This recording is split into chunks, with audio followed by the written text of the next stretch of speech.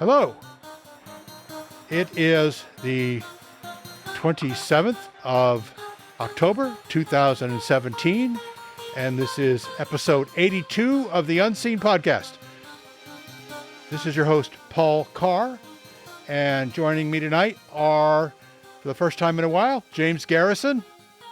Howdy, y'all. Mike Bohler. Hello. And Nick Nielsen. Hello, Paul, and hello, listeners.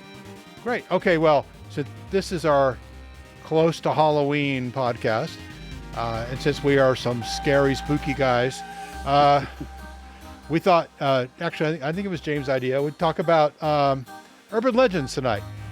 And, you know, the spookier, scarier, the better. So, I don't know. And then the idea was put forth, maybe we should be talking about local urban legends. Well, James is in Oklahoma, and now, let's get this out of the way. The Oklahoma marauding toddler story is everybody's heard that one, so to skip over it, you know. Unfortunately, I have evidence that one's true. And Mike's in Chicago, Nick's in Portland, Oregon, and I'm here in the DC suburbs in Maryland. So let's go. Who wants to go first? Then I can take a stab at it first. Okay. Okay, well, I mean, I live in Oklahoma, so of course we've got a bunch of made-up stuff around here. You know, like everywhere else, we've got, you know, the baby bridge or the crying bridges. We've got the hook-handed man, magnetic hills and stuff. I did find a couple. Wait. You have hills? I didn't know you had hills in Oklahoma. Well, you get enough gophers together, yeah, it makes a nice little hill. So, but there was one I always thought was an urban legend about basically an old outlaw that got shot, and he ended up getting mummified and ending up on the $6 Million Man show as a prop. It turned out this is actually an urban legend, as far as I can tell, was true. He was shot, and this happened back in 1911. And the Undertaker decided to make some money by basically mummifying him and showing him off to people. After a while, a freak show bought him, you know, and traveled around with him. And looking at, I'm trying to think of what website I'm on. I'm on travelok.com. But they say in the 1970s, his remains made their way to Long Beach, where they were put on display at an amusement park, which kind of creepy to amusement park. They were filming the $6 Million Man, and somebody was moving what he thought was a mannequin, and he broke one of the arms off and realized that it had a piece of bone sticking out of it. So the guy finally got buried 60 odd years after he'd been killed. But I grew up always thinking that was, you know, just an urban legend about it. And no, that one actually happened. Yeah. So that's almost an inverse urban legend. And then we've got we've got a bunch of them, but we've got like the Purple Church, which that sounds interesting. What about the Purple Church? It's actually near where I'm working at now. And it's just kind of from what I've seen of it, it's just kind of a hole in the ground looking thing, but it's supposed to be a satanic church. It's right outside of Spencer, Oklahoma. Let me see. It has a long history of being used for dark purposes. You know, satanic rituals, and they say that during full moons, you know, Satanists gather there to sacrifice virgins. Kind of hard to believe they can find a virgin in Oklahoma. And it's got the usual things, you know, ghosts, floating lights, and all this other stuff. And I just found out about this thing a few days ago, and now I'm wanting to go to it and check it out. But get to talking to a few people, and they're like, yeah, we went in there, and none of that stuff has ever happened there. It's just I would share the image if I could. It looks just like an old storm cellar around here. Not even a church. Doesn't look like a church at all. No, it's I don't know if you're from Texas. You're familiar with storm cellars, Paul. Yeah, they're kind of mostly underground. Yeah, it's just a storm cellar without the door on, from what I can see. Ah. So. Yeah. So. Yeah, and then of course we've got some of these things, like I said, they did happen, but the story expanded out. Like there was a murder years ago at the Girl Scout camp, and that part is true. But ever since then, you hear noises at night, or if you go camping there, somebody will steal your blanket, or they'll knock your tent down, or things like that. What's the other one? Oh, the Shaman's Portal, which is kind of our version of the Bermuda Triangle. Let me see. This has led many to believe that it is a site of a UFO crash. Weird things are supposed to happen, even though I don't know of anybody who's ever actually experienced it. It's out in the sand dunes up in Beaver County, which is up in the Panhandle.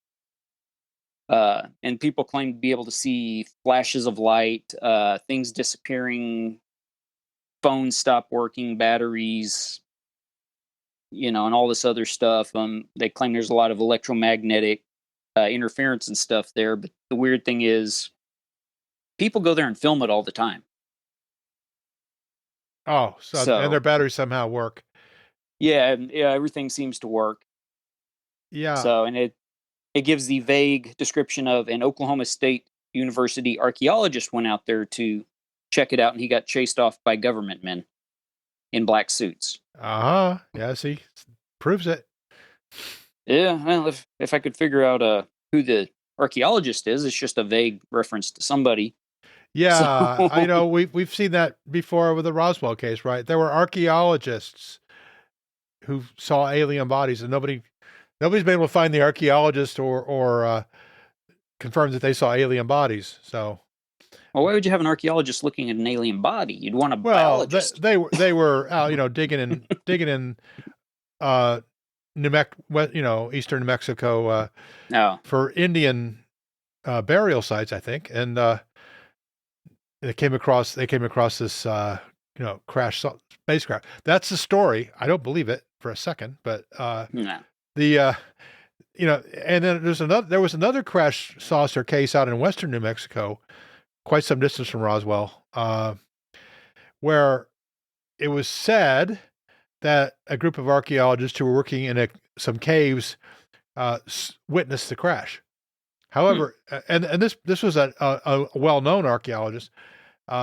He denied it. He said he never saw anything. But the believers never stopped mentioning his name as, he saw it. He must have. It was in view of where he was standing. So he must have seen the crash, like 10 miles away. And, but. Now he's just a government shill. Yeah. The Men in Black got to him, obviously, in 1947. Yeah, I've seen those documentaries. So, yeah, that's funny. You do hear this an archaeologist was there sort of story. And either the archaeologist said they weren't there or nobody can find him. Yeah, now that you say that, I just realized maybe that could be something for Mike to look into, is how come the UFO crowd seems to tie archaeology into UFO crashes. I don't know. Well, it's an authority figure. He's someone trusted. So it gives the story better credibility. Yeah, well, in the desert Southwest, if you have a scientist who's out in the field, it's very likely an archaeologist, right? I mean, or geologist, but an archaeologist. Well, an anthropologist might be studying the native tribes in the region. That's possible too. But you got in addition to being, go ahead, Nick. In addition to being an authority figure, also there's a long history of pseudo-archaeology that the kind of people who'd be interested in urban legends and conspiracy theories would probably also be very interested in pseudo-archaeology. Oh, yeah. Yeah. We may have to get Jeb Carr or somebody from Archie Fantasies on here to talk about that. Oh, yeah. There's a lot of that stuff, isn't there? Yeah. I'm not well versed on it, but I keep coming across it. Yeah. I'm not sure I want to And be it's, well and it's versed got on a it. very long history, and it has a very long history because stories of Atlanta appear in Atlantis, appear in Plato, and then we've got the lost continent of Mu, and then we've got everything since then. So it's been part of human civilization for a long time. And there are people that say the Sphinx is like 10,000 years older than mainstream archaeology says it is, or some. And that may actually have some realistic basis because of the weathering patterns on the Sphinx, but that doesn't mean that it was built by aliens. No. Well, no, the idea, I think their claim is there was a pre-civilization in Egypt that was far more advanced than the one that built the pyramids. Yes. The ancient pre-Ice Age civilization is something that comes up on Quora all the time. Quora is a website where you answer questions, and I find these questions all the time with people asking about pre-Ice Age civilization. So there's a very popular pseudo-archaeology topic, as it were. Yeah, and I heard once about off the coast of India, 30,000-year-old site that was supposedly very, very advanced and underwater. And I never heard another thing about it, but yeah, there are a variety of underwater sites that are cited, and there are underwater archaeology sites, especially along the coast of Turkey, because the Anatolian plate is a tectonic plate that isn't like on the edge of a continent. It's surrounded by other plates, so it can't just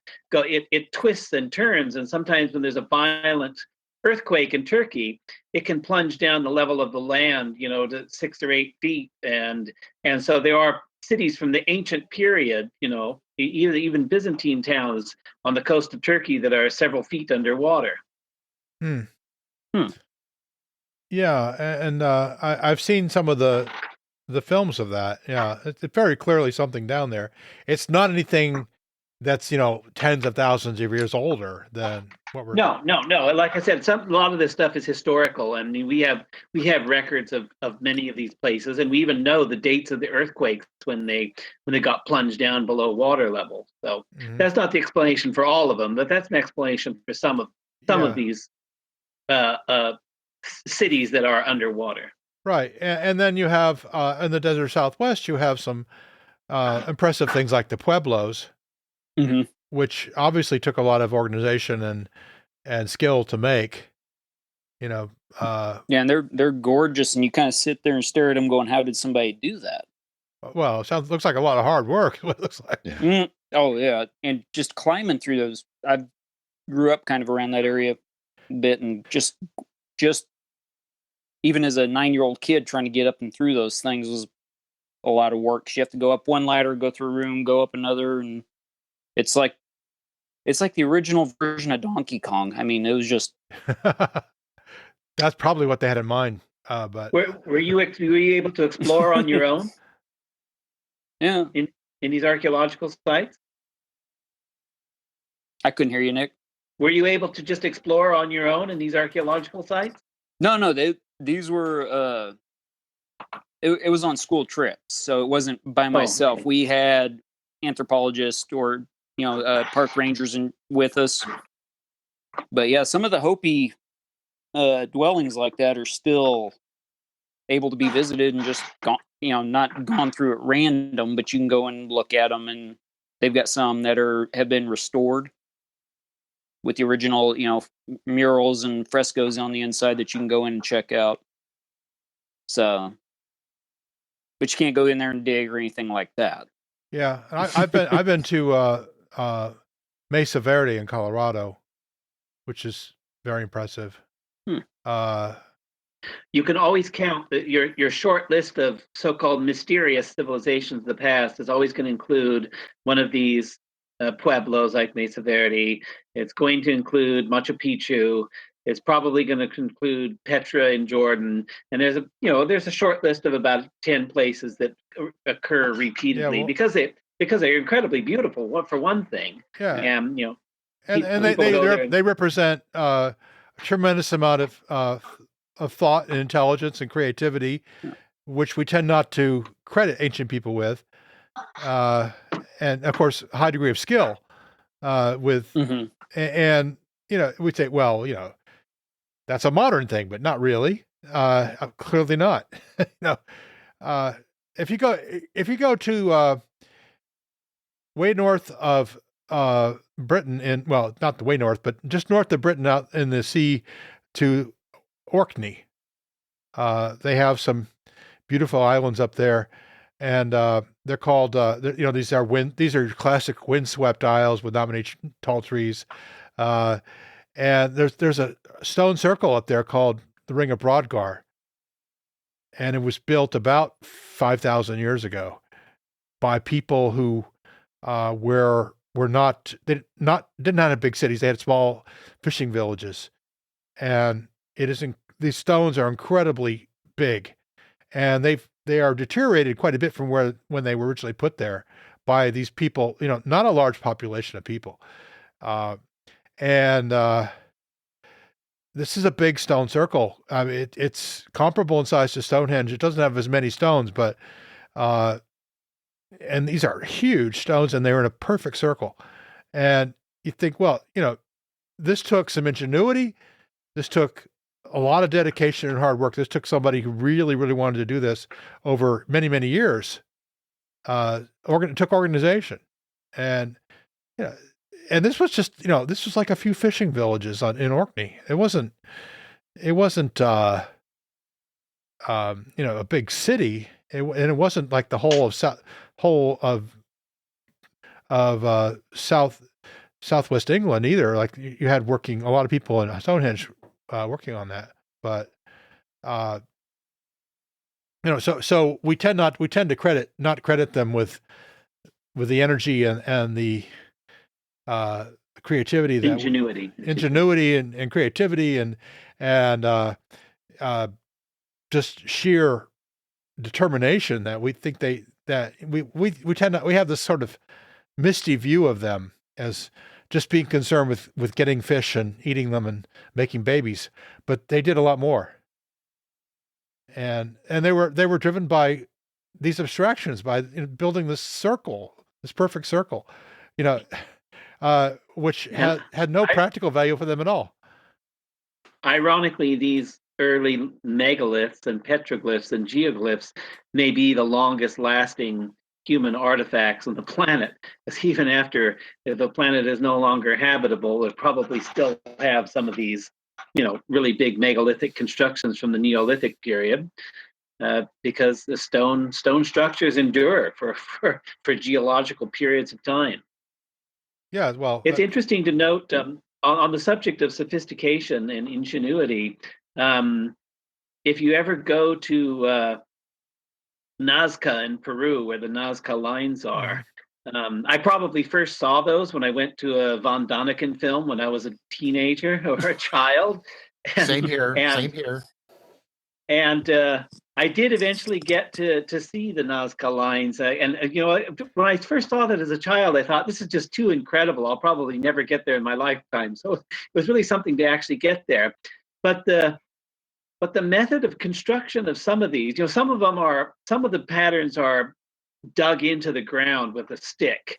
But a lot of the patterns are just made by the dead simple method of turning over stones in the desert. When you go out to that desertified part of the most of the Peruvian coast is desert, because of the Humboldt current creates a natural air conditioner. So between the peaks of the Andes and the Pacific Ocean with the Humboldt current, it creates an extremely arid landscape all the way down into the Atacama Desert of Chile. In any case, and that's why these early mummies survived from these early Peruvian civilizations. But the stones of the desert have been weathered on one side for millions of years. And if you want to make a pattern, all you have to do is walk out in the desert and turn over a bunch of stones, and they're a different color on the underside than they are on the top side. So if you drive to Nazca like I did, you could find places like just gas stations along the side of the road where somebody's decided to make their own geoglyph on the hill, and they've turned over a bunch of stones and they made their own modern pattern on the hill. I didn't know that was still a hobby out there. Yeah. It's still being done, indeed. But obviously, those old Nazca lines were done with a lot of care and attention to detail. But yeah, I saw a great documentary once where somebody showed how you could, if you put 3 sticks in the ground and then you put a rope around them, and you could use them to guide you in on a walk around, and you can make a very precise pattern. And it's really something to see, and they are very precise. yeah, so it was kind of like the early version of crop circles, right? I mean, it was Right, exactly. which are now made by people who use sophisticated CAD programs and figure out exactly where they're going to put their stakes and ropes and so forth. But in the dark, it's also very ingenious. But there was actually once a crop circle very close to my office in Beaverton on the west side of Portland. I can't remember if it was the late 90s or early 2000s, but you could just drive right along Highway 26 and out in one of the fields in the summertime, somebody had made a local crop circle. Well, there's actually a website called circlemakers.com or .org. I'll find a link to it. The people who are most highly skilled at hoaxing some of these crop circles. And they are extremely impressive. They do some beautiful, beautiful work. Yeah, it is amazing what people have put into some crop circle. But they're not going to do anything that looks like it's just some guys walking around in the field with the ropes. They want it to be look like it's impossible. It's like any other magic trick, right? You want it to look like it can't be done. So, right. In Oklahoma, we just use a 4-wheel drive truck. Oh yeah. Well, so you guys are cheating, but they're not going to get the Mandelbrot set out of that. I don't know. I've seen and some if you learn how the trick. Go ahead, Nick. I was just going to say, once you learn how the magician's trick is done, it's less fun than before when it seemed impossible.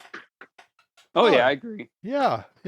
But there's always somebody who can fool you again. Oh yeah. I've been watching Penn and Teller's Fool Us on TV. They're usually not fooled by the magician, but I'm always fooled. I have not figured out one yet. I mean, I can sort of see, well, yeah, they could have done this or that and gotten some of that effect, but and some of the guys they have on there are girls, actually, are amazing. You cannot hope to figure out how they did their trick. So yeah, I mean, and so I always hold it up as a test. I say, could a magician figure out how to do this? And if they could, then it's not anything particularly anomalous. So, could a magician figure out how to do crop circle? Yeah. Yeah, they could. Yeah. Well, okay. Any more other Oklahoma legends you got in mind, James? A couple real quick ones is the octopus. Every time there's a mysterious drowning at a couple of local lakes around here, Lake Hefner, I think Lake Thunderbird, there are some people who legitimately think there's some kind of a freshwater octopus that is pulling people in and drowning them. And then you have the roping ghost at the Skirvin Hotel. There's reports from NBA players that they had a ghost come in and just basically it's supposed to be the ghost of the owner's mistress who supposedly threw herself out of the 10th-story window. But she'll molest basketball players and stuff like that. Huh. So far, nobody I know who's gone back repeatedly has ever had an experience with her yet.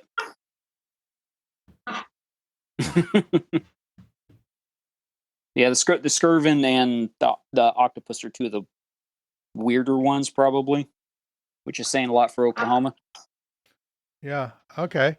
What about you, Mike? Now, Mike, I don't know how much you were to find out about the Mothman in Chicago. We all know about the Mothman in West Virginia, but anyway, Yeah, give us some Chicago. Yeah. Give us some Chicago urban legend goodness. Yeah.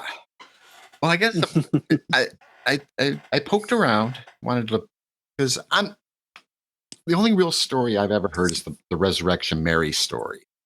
That's the popular one. It comes out every year on the news, and this is a story about what happens is there's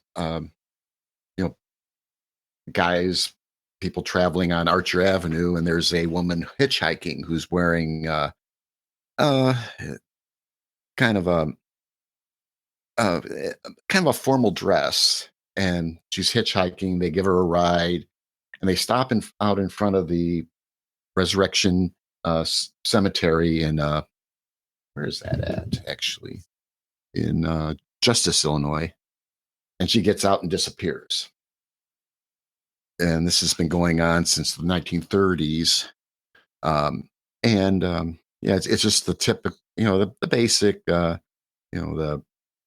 hitchhiker, out in the middle of nowhere, and driving around. I mean, I've been driving by there a few times on Archer Avenue, and that's built up now. But back when I guess when I was first when I first got my driver's license, it's a wooded area, and actually, it's just east of Argonne National Laboratory. Mm-hmm. And I know I've been out there a few times for orienteering meets and stuff like that. And actually, I didn't realize it. I may have walked over the top of the first atomic pile, not realize it. Oh, that explains a lot. Okay. Yeah. There we go. Yeah, it's supposed to be buried out there. I think there's actually is a marker for it, but they don't advertise it, and you kind of have to stumble across it literally because I don't think they want people out there digging up the uranium blocks ever buried out there. But but it's a story. It was the first stories happened in the 1930s. The legend's supposed to be that that this Mary had spent the evening dancing with a boyfriend at the O. Henry Ballroom. At some point, they got into an argument, and Mary stormed out. Even though it was a cold winter's night, she thought she'd rather face the cold and walk home than spend another minute with her boyfriend. She left the ballroom, didn't get too far walking on Archer, and got killed by a hit-and-run driver. And they buried her in. The legend is that they buried her in the Resurrection Cemetery. And ever since then, there's this hitchhiker apparition that, and there's very slight variations on the what she's wearing. I think in the the Wikipedia article, there's normally it's the basic or the general. It's a white party dress, but sometimes she's wearing a thin shawl, wearing dancing shoes, carrying a small clutch purse, or that she's very quiet. According, again, the Wikipedia version, and they've tried to identify who this person might have been. There's only two of them had popped up. This Mary, it's a weird last name. I'm not going to try to pronounce it. And that died in 1934. Allegedly, this happened in 1933. And then there's another one, Anna Norkus, who had died in a 1927 auto accident on her way home from the ballroom, the O. Henry Ballroom. So that's the basic story, but every year again, there's... Well, this is the basic Vanishing Hitchhiker story, right? Right. Yeah, this pattern, according to what I've seen in, there's actually a book about it. Right. I think The Vanishing Hitchhiker, which apparently goes back. There are variants on the story that go back a long, long time. You pick somebody up on the road, and you have a little conversation with them, and then they say, "Well, let me off here," and they disappear into a cemetery or something. It isn't always a cemetery, but and apparently this is almost a worldwide thing. Yeah. So, I'm sure there's other variations. In fact, you're probably not going to find too many local legends that are not a variant on some other legend. Yeah. Well, but I've heard of Resurrection Mary down here in Oklahoma, though, in regards to Chicago. So that one's pretty famous. Yeah. I want to.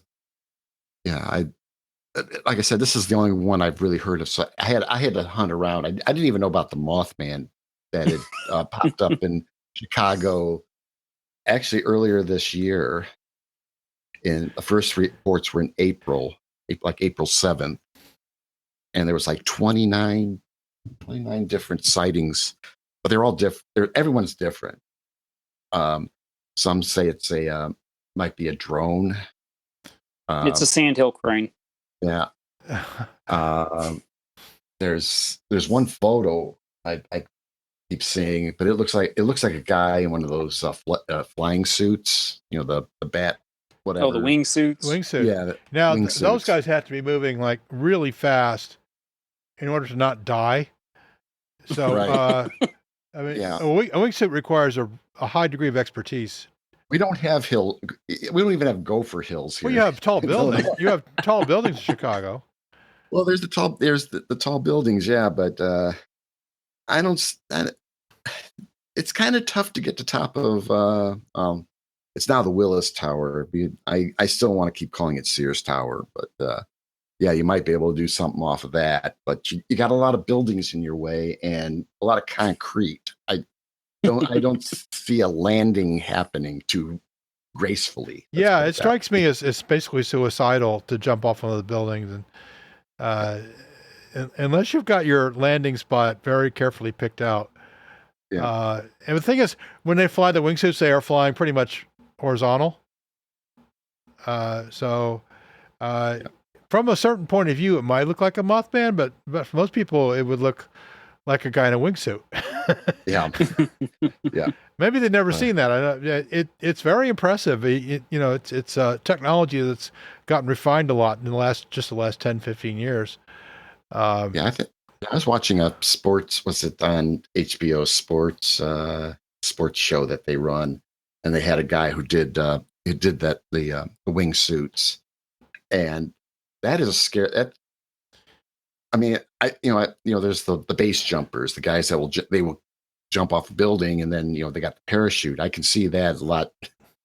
That's safer. actually pretty dangerous too. But I see that a lot safer than what these guys are doing because they're moving. I mean, well, the wingsuit guys all have parachutes, but they use them at the very end of the flight to they're still almost moving at terminal velocity as they're going. Yeah, they are moving fast, and they have to, but they still don't look as cool as Batman. Yeah. Well, but come on, that's not going to ever happen. But Oh, so I hadn't, I didn't hear anything about the Mothman stuff. There's an article in the Chicago Tribune. I found that article. Chicago's Mothman stories are good paranormal entertainment. Yeah. Which I guess that tells you all you need to know about what they're saying. This guy named Lon Strickler is a famous cryptozoologist, right? And he's been looking for he's been out looking for the Mothman. They're saying 7 feet or taller. Sometimes even seen standing or on top of something. So this is a great urban legend. There are always sightings, right? In urban legend, people will say they saw something, right? Right. If they're looking for a 7-foot tall Mothman, why don't they just get a huge bug zapper? Well, that's what you do in Oklahoma, but you wouldn't do that in Chicago. But the thing is, Chicago. Why haven't somebody shot him yet? Yeah, that's probably more like it. I mean, well, Chicago's not so bad. It's when you get out to my neck of the woods and you've got there's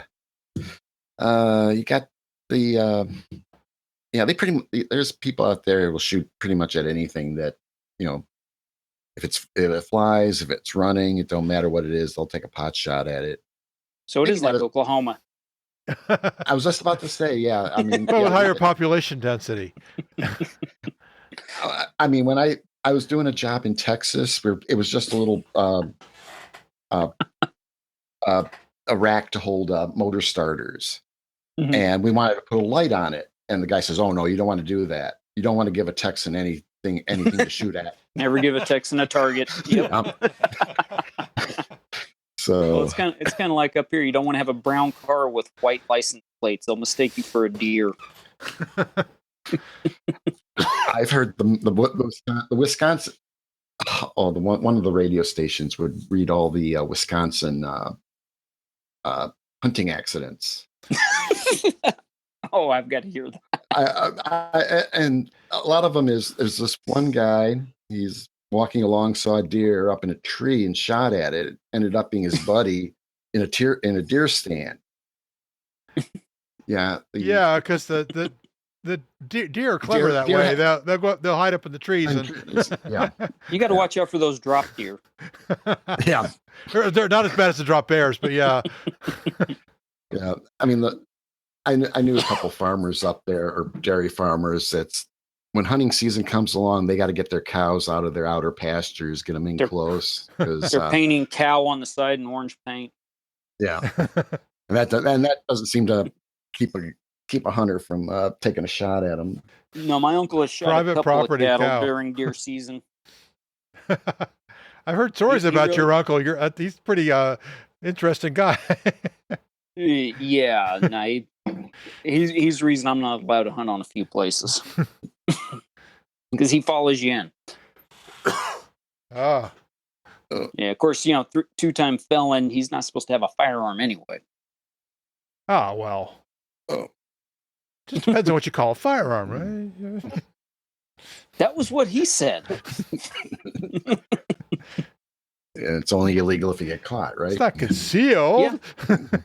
Yeah, well, luckily he hadn't been caught yet. Yeah. Yeah.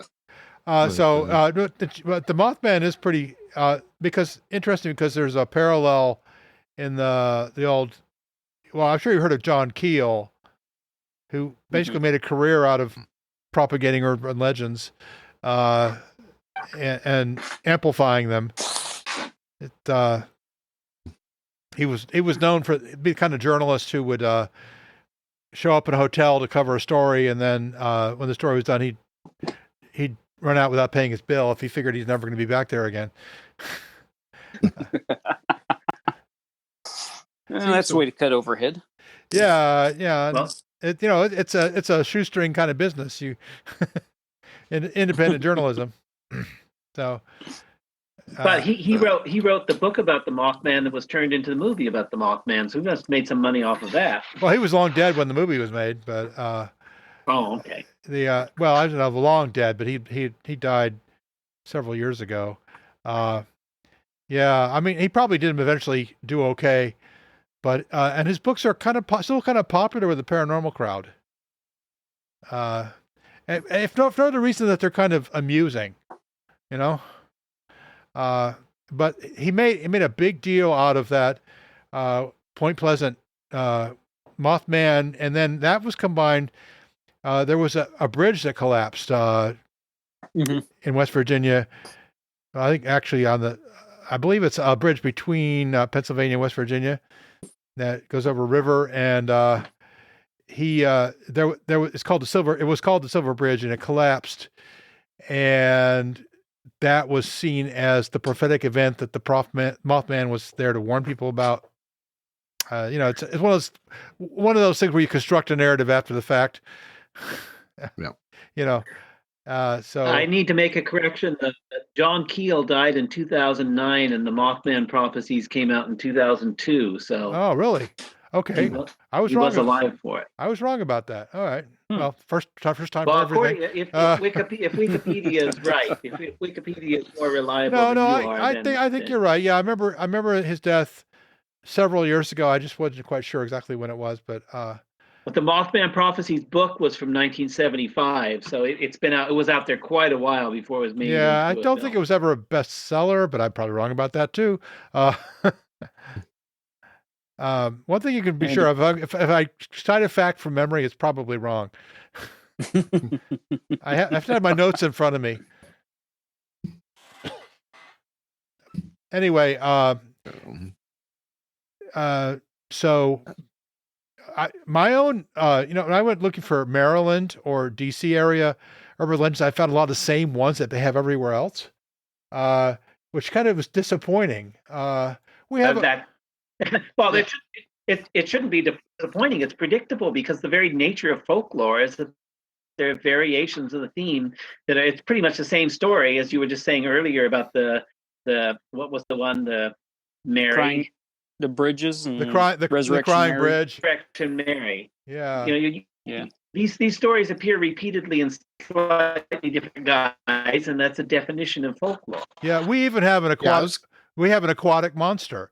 You've all heard of Loch Ness and Champ and probably lots of other aquatic. I think there's one. Isn't there one in Lake Michigan? Or maybe it's Lake Superior. But there's one here in the Chesapeake Bay, which is called Chessie, of course. And the evidence for Chessie's existence is, of course, very thin, if to be charitable, just as it is for the Loch Ness monster. But it doesn't keep people from believing in, or when I say believe, it's kind of the beliefs are kind of like half for entertainment and half real beliefs. And by believing in Chessie, we get to have a little fun thinking there's something spooky out in the water. But, the Chesapeake Bay is quite larger than Loch Ness. You could hide Loch Ness in the Chesapeake Bay. It's not as pretty as the Loch Ness, but it's big. And great big ships come up at every day to deliver passengers and cargo to Baltimore Harbor. But it is, there's probably no monster there. And yet we have one. We have to have one anyway. Of course, Champ up in Lake Champlain. I imagine every really large lake has Loch Ness isn't even all that large, but it's about 20 miles long and maybe a mile wide. Yeah, I'm trying to think about because there was some the Edmund Fitzgerald, the sinking of the iron ore ship, right, in Lake Superior. I don't think a monster, but there was some stuff about UFOs may have had a play in it, even though they figured out it was the loading hatches. Boiler, wasn't it? Well, the loading hatches where they load the ore through, they didn't bolt them down properly, and then it got swamped, didn't it? Yeah, it got swamped. Yeah, and then the holds started filling with water, and then because I think that because there was the Arthur Anderson was following it, and when it just up and disappeared, and they seem to think that because they call it the November Witch. It's the first storms coming out of Canada, and that's when the lake starts freezing up, or used to freeze up, I guess. But they would a full gale, almost near hurricane conditions on the lake, and they try to get the boats out of the lake at that time. I know that there was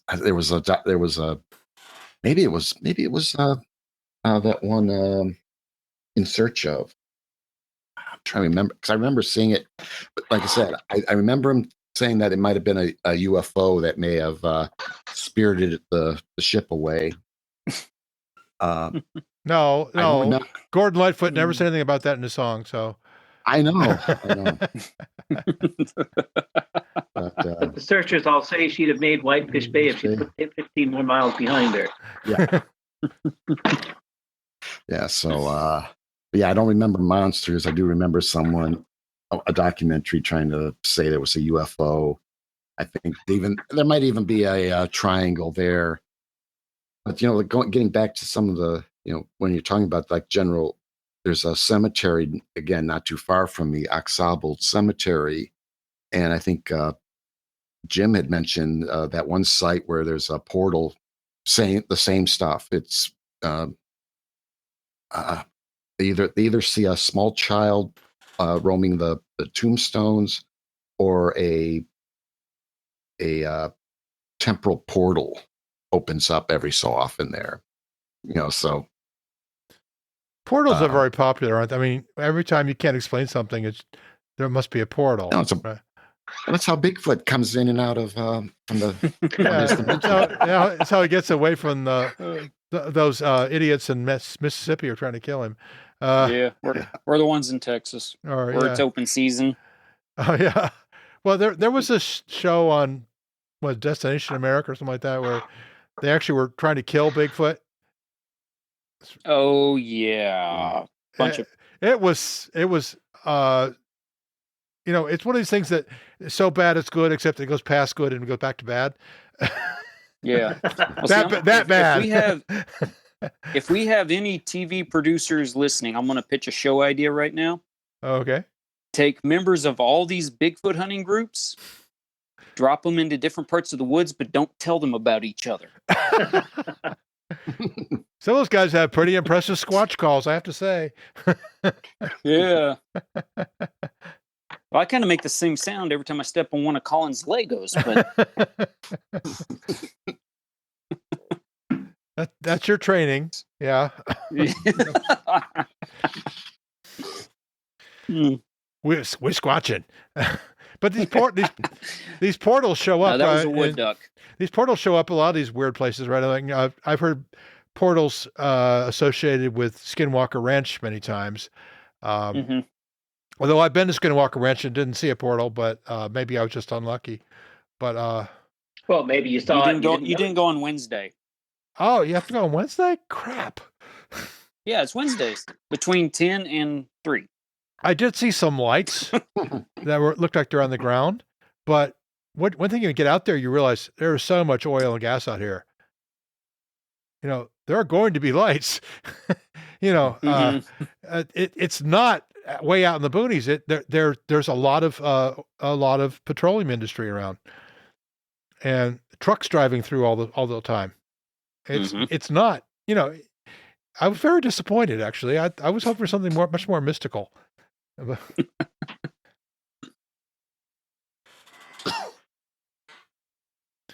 Well, okay. So now you mentioned triangles. Triangles show up a lot in urban legends, right? I mean, there's the Bridgewater Triangle in Massachusetts. The Dragon Triangle in Japan. Yeah, there's the Bermuda Triangle, which probably is the silliest one, but huge triangle. Gosh, planes have disappeared in that triangle. Well, yeah, it's just a massive chunk of ocean. Planes disappear in it. No more than anywhere else. So, but it's the Bridgewater Triangle is kind of interesting because it's kind of small. It's up in Massachusetts. It includes a swamp, and it's supposedly connected to some old Native American curses, which is why people see ghosts and Bigfoot and other cryptids and UFOs up there. But I think there's lots of those little triangles all over the place. So, and they all have portals. Yeah, triangles and portals. You can count on them. Because I remember a lot, before the current incarnation of the flat earthers, the flat earthers were talking about the Springfield effect. That every town named Springfield has a portal that you can go from Springfield to Springfield. Oh yeah, everybody knows that. Wow. Yeah. So which one gets you to The Simpsons? Yeah, that's gonna be my question. You just end up on the couch. The Simpsons aren't home. Yeah. Oh, Yeah.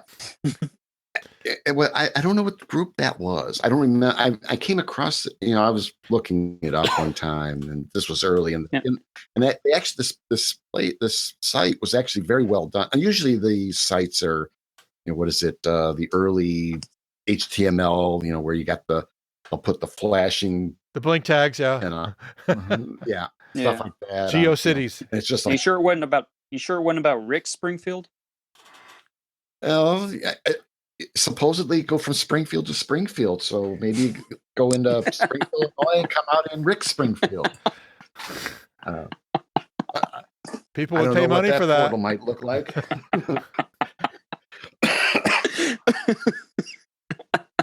But they really did this really nice. I mean, it was really well done. Whoever did this site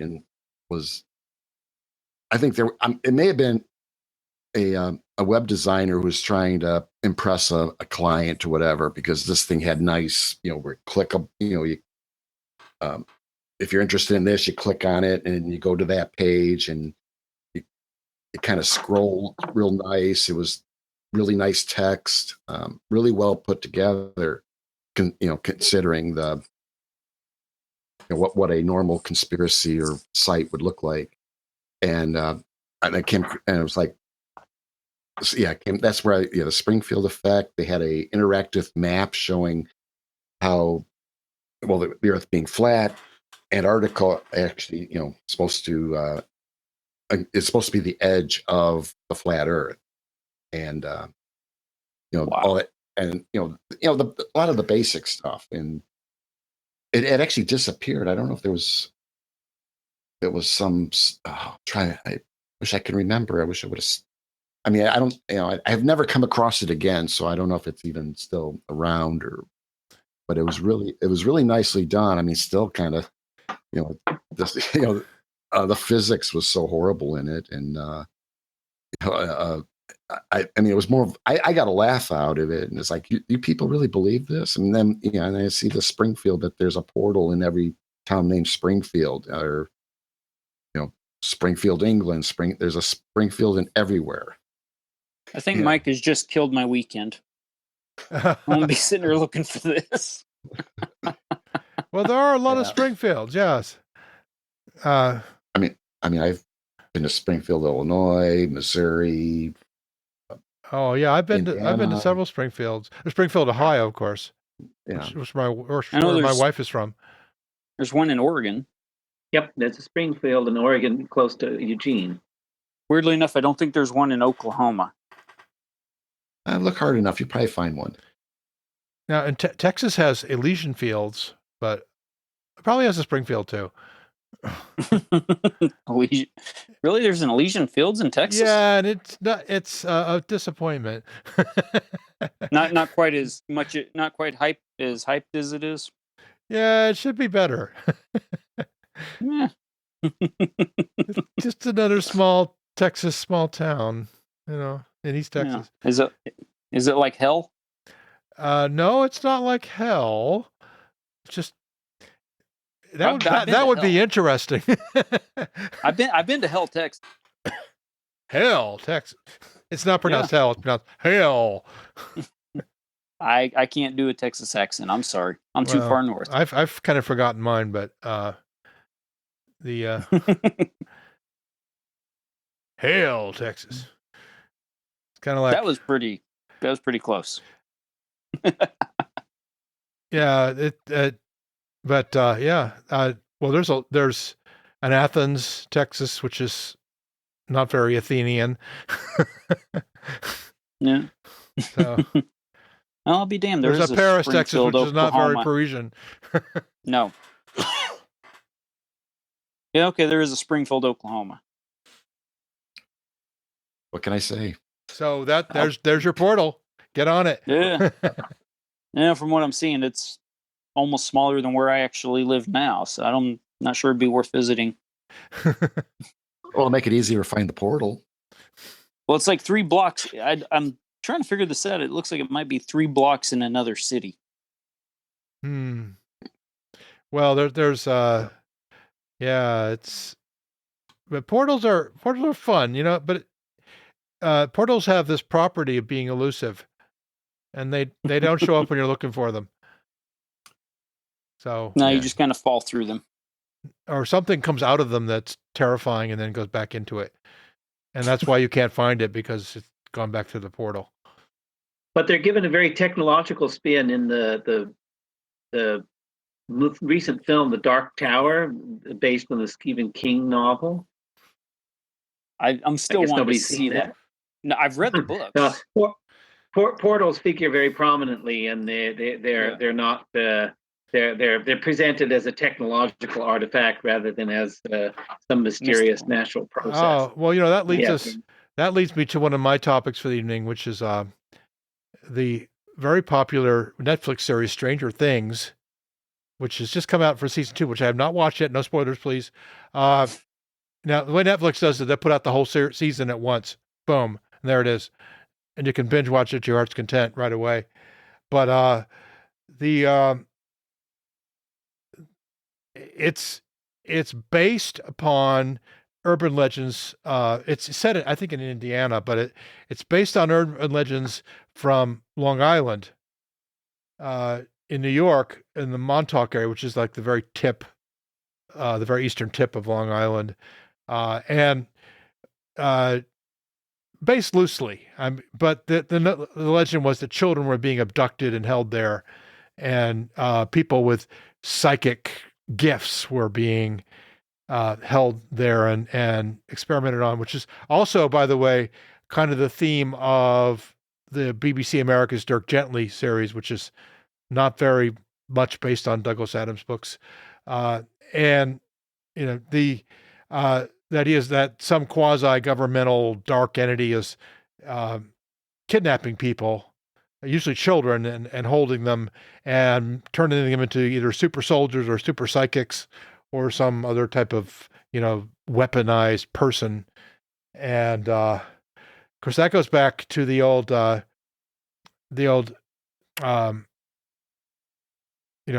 the people that could do the remote viewing. Well, they said they could do remote viewing back in the sort of Minister of Goats days in the 70s and 80s, where they would train people to psychically become psychic intelligence agents, and this actually happened. The government actually did that. Like in the film The Men Who Stare at Goats. Yeah, well, that film was fictional, but the book is actually nonfiction, and I strongly recommend it. There was a remote viewing research project. It really wasn't a full up intelligence gathering operational project, but it couldn't really become a full up operational intelligence gathering project because the results were all garbage. Well, occasionally they had the random hit. Right. So if you do enough, you get a random hit, but that's not actionable. A hit, usually a hit in hindsight, because you'd interpret what they drew as, oh, that's pretty close to what we were trying to get, like a missile site or something like that. And there are trees in their area. there are cranes, or there are boats or something like that. And so that actually did happen. And in addition to that, there were also in the 50s and early 60s, some CIA experiments on people that would today be considered massively unethical. This was called MK Ultra. This really happened. It was, and it is thought that possibly even worse things were done to undocumented German prisoners in the late 40s, early 50s.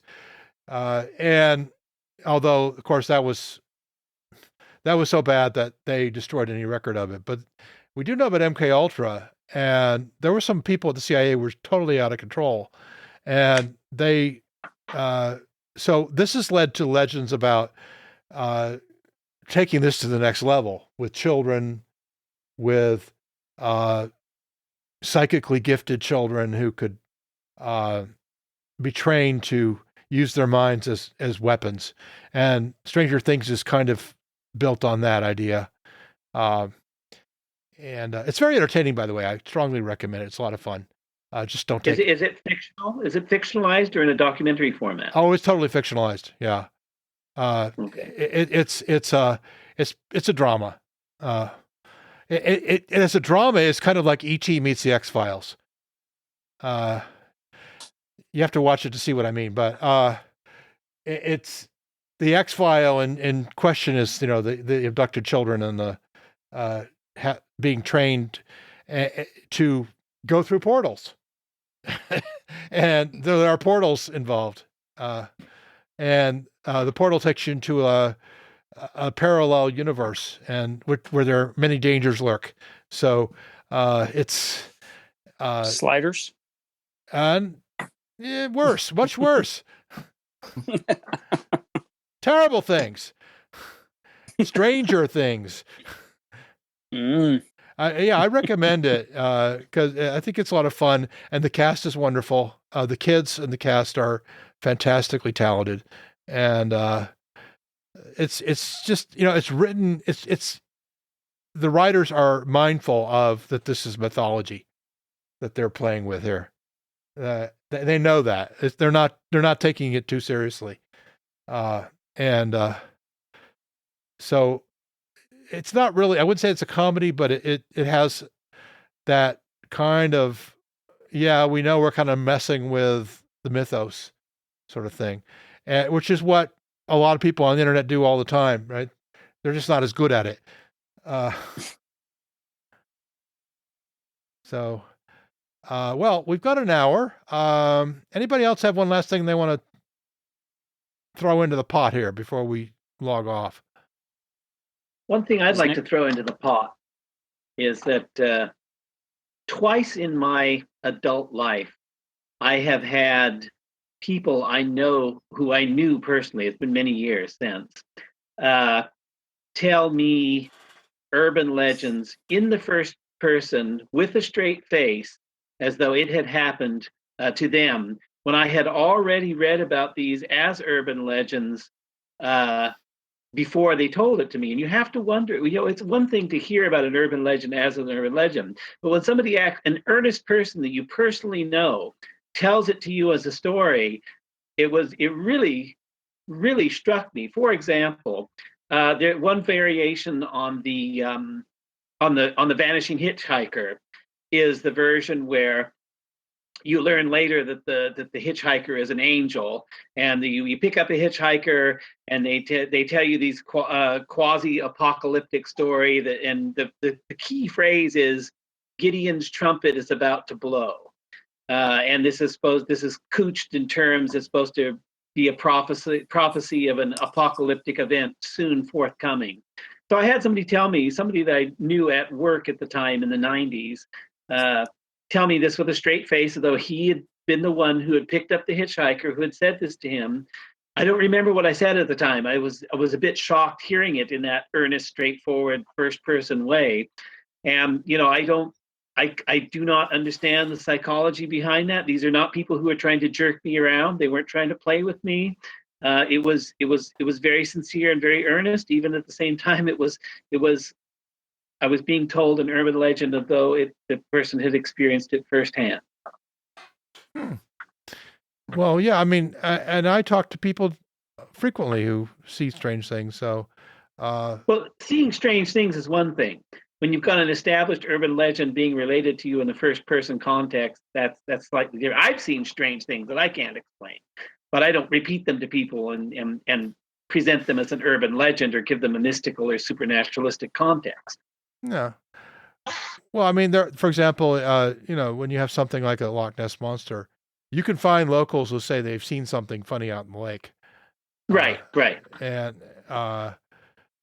even though, you ask them, well, you drill down, you won't find there's much there. But that happens, I think with all these things, that the story shapes our way of remembering something, and the story that's already in our heads can shape that. Well, especially if you go out looking to see people who want to see UFOs, you see a lot of UFOs, and you can't tell them, no, you didn't see something in the sky. Sure, they saw something in the sky. That's true. Yeah, I deal with that frequently. And, a lot of those people, you can explain to them what they saw, and many of them will accept it. Other times you can't. So, and they start building a belief system around it, which, might be better than the belief system they came from. I don't know. But, okay, so let's wrap this up. James, good to see you again after such a long time.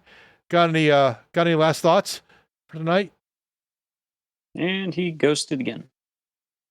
Yeah, Paul has gone silent for us, although I can see his mouth moving. Oh. It's kind of moving, yeah.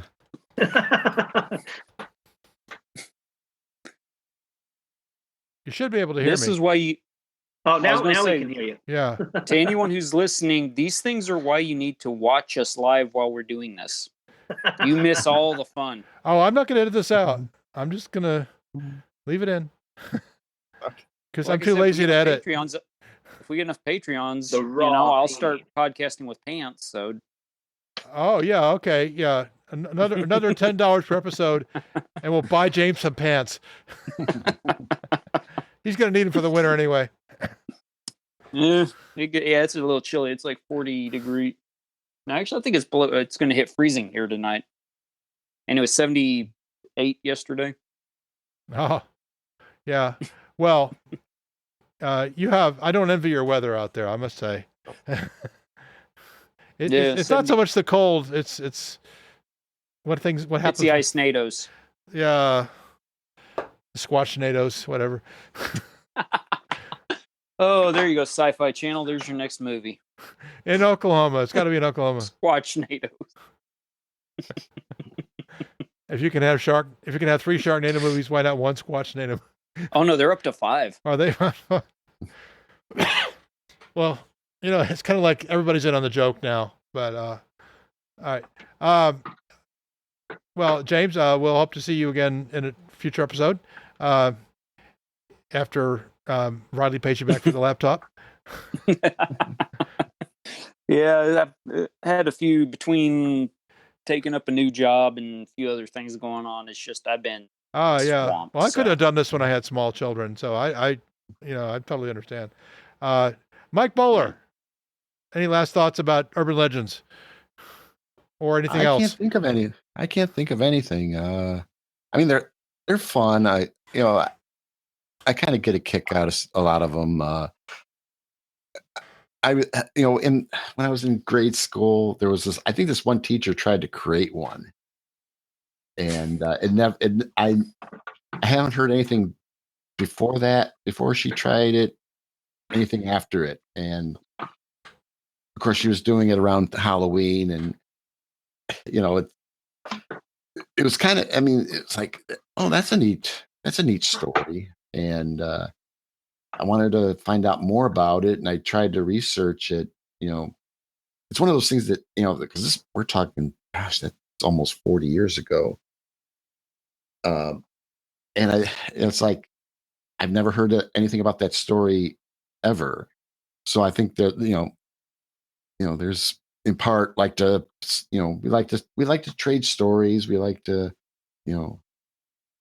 I mean, the weird my only weird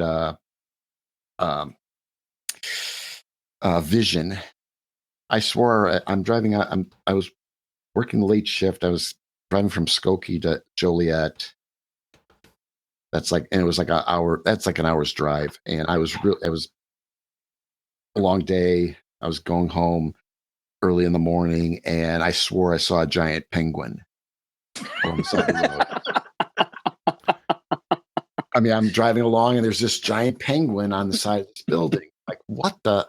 I did a double take, and it turned out to be, it was a dust collector. You see these vessels that have like a long cone at the bottom, and then there'd be like a vent on the top of it. And that shape was like, oh, that's the shape of a penguin. It was like Because the vent looked like a beak, and all of a sudden it came together. And I'm like, I think now I can understand. I can imagine people who see UFOs, or they see they see things. It's like, well, maybe that could very well be what they're seeing is something that they're somewhat familiar with, and your brain kind of puts two of the wrong things together. Pareidolia, I guess, is when I found out there was a technical term to that. So there's a lot, there's a lot of neat things about the legends. When you're talking about Atlantis, you're talking about, the story that has kept going. Ignatius Donnelly, he's I guess could probably be one that reinvented the Atlantis story. And that's kind of it. His version of it is one we kind of think about. We don't go back to the original Plato's Timaeus, Critias and Timaeus, whatever that, his original writings. We know Atlantis from what this guy wrote, and his claims of, that how this came about. Actually, Ignatius Donnelly also wrote about the I think it was one of the first early these older civilizations that kind of get wiped out as part of the Atlantis disappearing. And he was doing this in the 1830s, 1840s, something like that. I forget. And these stories hang around because they're neat. There's kind of a lesson to some of these, and it just, I can understand why they're still here, where they're still around. The Vanishing Hitchhiker, the ghosts in the old buildings, the portals in cemeteries. So it's, I guess that's just maybe just part of our nature. It's something we'll always have. 100 years from now, there'll be other versions or variations on this thing. So. Okay. That's my final thought. Nick, any last thoughts? Yeah. Just to pick up on what Mike Bohler was just saying, it's fascinating to speculate what the future urban legends might be in a future civilization of higher technology and other capacities. Yeah, we'll probably see these same paradigmatic stories returning, but with ever new variations on the theme based on subsequent knowledge and experience. Okay. Yeah. And so I'd like to thank James and Mike and Nick for coming in tonight and talking about urban legends. This is your host, Paul Carr. And if you want more information about this podcast, go to unseenpodcast.com. Everything you want to know is there, including how you can participate on a panel. This is an open participation podcast. So we are invited to come over, join us on our community, engage with us in discussion, and appear on a panel. And we'd love to have some new panelists. And the only really requirement is that you be able to speak English reasonably well. ¿Se habla, señor? Oh, except for James. We make an exception for him. He's from Oklahoma. And so we'd love to have some people some new people. And what topic will we talk about when you're on the panel? That's kind of up to you. You get to weigh in on that as well. In fact, you can weigh in on our topics even if you don't want to be on the panel. Come on into our community and join us in discussion. You don't have to appear on the podcast. That is not a requirement. And if you do come into the community, you'll get invitations, but you don't have to accept any of them unless you want to. And that's fine. And you can just lurk too, but you won't be getting invitations. So anyway, again, that's unseenpodcast.com. Our email is unseenpodcast@gmail.com. And we would like to hear from you, your comments on the show. that we will be back in 2 weeks at about the same time, Friday night, and we will.